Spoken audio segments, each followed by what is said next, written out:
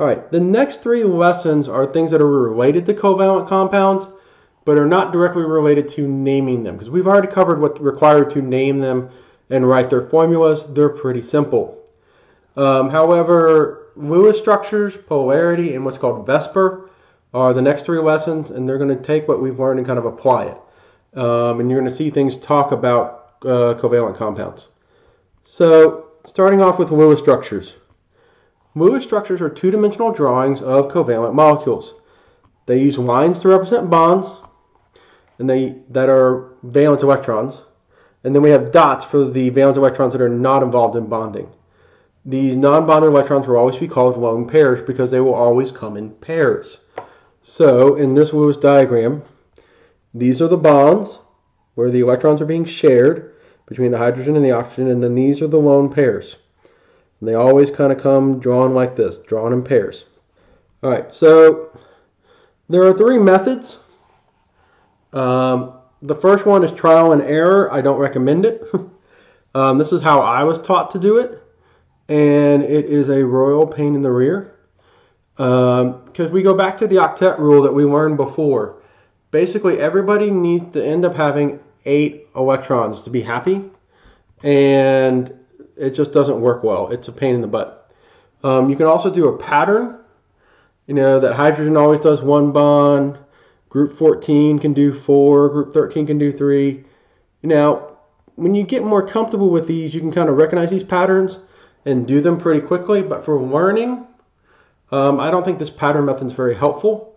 If anything, it can be a little confusing at first, but it's one of those things that eventually down the road works really well. Okay, so the method I'm going to show y'all is what I call calculating the Lewis structure. And you'll see what the THSC stands for in a minute. It stands for need, have, shared, unshared. And those are things that we're going to calculate. All right, so we use the octet rule to find out how many electrons the atoms need. And so first I'm going to give you this overview, and then we'll look at actually how it applies, and it'll make more sense. So remember, octet rule. Everybody's going to need 8 valence electrons in this case. If we're dealing with nonmetals, they're going to want to go to 8 instead of 0. So they're all going to want to gain electrons and get to 8, except for hydrogen. Hydrogen is the nonmetal exception to this rule, and hydrogen only needs 2 because it wants to get to helium's configuration at 2. But everybody else needs to get to 8 valence electrons. We used the valence electrons to find out how many electrons we have. Okay, we did that at the end of the periodic table unit where we looked at valence electrons related to the group number. And so we can figure out how many we have. And then need minus have will give us the shared. And you may be wondering, well, why are they sharing? Well, it works like this. If I've got a good example that I can think of is if, I used to teach at a small private school, and we didn't have a very big football team. And each side of the football team is supposed to have, 11 players on the field. But what happens if you only have 16 players? Well, you don't have enough for offense and defense, so what has to happen?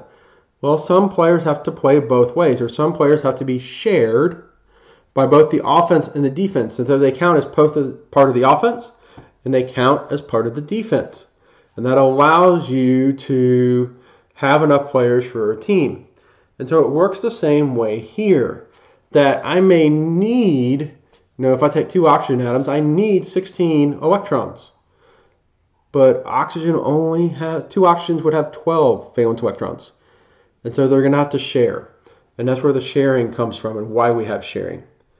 All right, and then we need to figure out the unshared by subtracting again. This will make more sense as we run through an example. All right, so let's look at an example. Good old ammonia, NH3.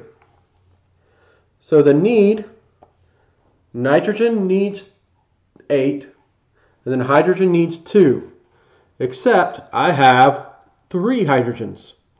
So I need to take that 2 and multiply it by 3. All right, so this 3 is because I have 3 hydrogens. So 1 nitrogen, so 8 times 1, plus 3 times 2 for the hydrogens.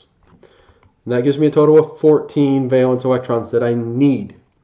Okay, how many do I have? Nitrogen is in group 15, so it has 5.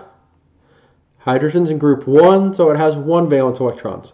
So I'm looking at the periodic table, and I'm getting these numbers from there. So nitrogen's in group 15. Remember, when we're looking at the P block, when we're looking at group 15, we take that 1 off the front, and it tells us how many valence electrons we have. So we have 5 valence electrons for nitrogen. Okay, and then we have 1 for hydrogen, but once again we have 3 hydrogens. So that gives us 8 that we have. So we need to somehow get to 14, but we only have 8. That means we need to share 6 of them. Okay, so 14 minus 8 gives me 6. And as I said at the beginning, it takes 2 electrons to make a bond. So this number will always be an even number. And when you divide it by 2, it'll tell you how many bonds you have.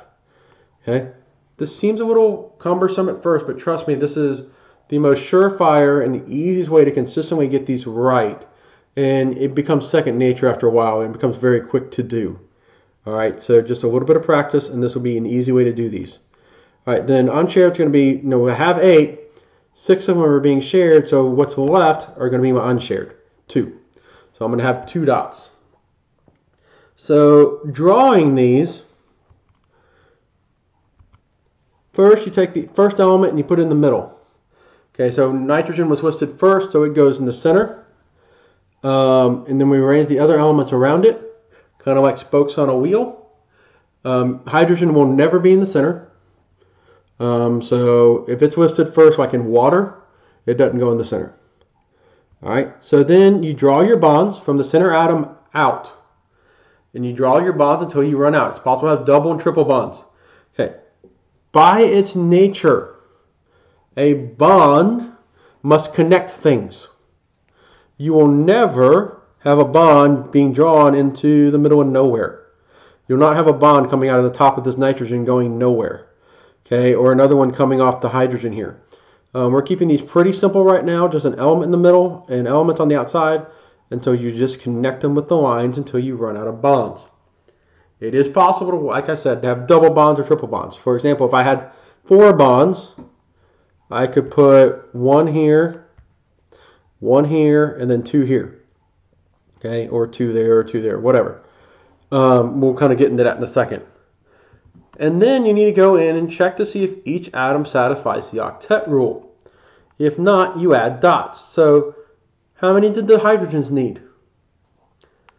Hydrogens need 2. And a bond is 2 electrons, and they get to count for both the nitrogen and the hydrogen. So hydrogen has access to this bond, so it has 2 valence electrons. It's happy. So is this one, and so is this one. So they don't get dots. If they're happy, they don't need dots. Now looking at the nitrogen, it has 1, 2, 3 bonds for a total of 6 electrons. It needs 8, so we add 2 dots to get it to 8. Now it satisfies the octet rule and it's happy. And we've also matched what we calculated. We said we were going to need 3 bonds, and we said we were going to need 2 dots, and that's what we have. And so that is what we call the Lewis structure of ammonia, or NH3, or nitrogen trihydride. All right, let's look at another example. Carbon dioxide. So once again, need. Everybody needs 8. So I've got 1 carbon that needs 8, and I've got 2 oxygens that need 8, for a grand total of 24. Halves. Look at your periodic table. How many does it have? Carbon's in group 14, so it has 4 valence electrons. Oxygen is in group 16, so it has 6 valence electrons. 4 plus 2 times 6 gives me 16. I do my subtraction to get how many shared electrons I have and how many bonds I have. So I'm sharing 8 electrons for 4 bonds, and that means I'm also going to have 8 unshared, or 8 dots. So we're going to draw it the same way. Carbon's listed first, so it goes in the center. And then the 2 oxygens are going to be on each side. When you go to draw the bonds, once again, bonds can only be between elements. So the bonds have to go between the carbon and the oxygen, like this. There's going to be 4 bonds total. So I draw my first one here, second one there, third here, fourth there. Like I keep drawing bonds until I run out of bonds. So I draw my 4 bonds, means 2 on each side of this carbon. And then we go in and check with our octet rule. A lot of times I like to start on the outside and work my way in. So oxygen has access to these 2 bonds, so it has 4, but it needs 8. So add 4 more dots to get it to 8.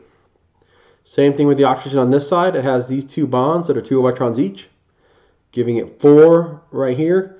So it needs 4 more to get to 8. Then when we look at the carbon, it has 4 bonds.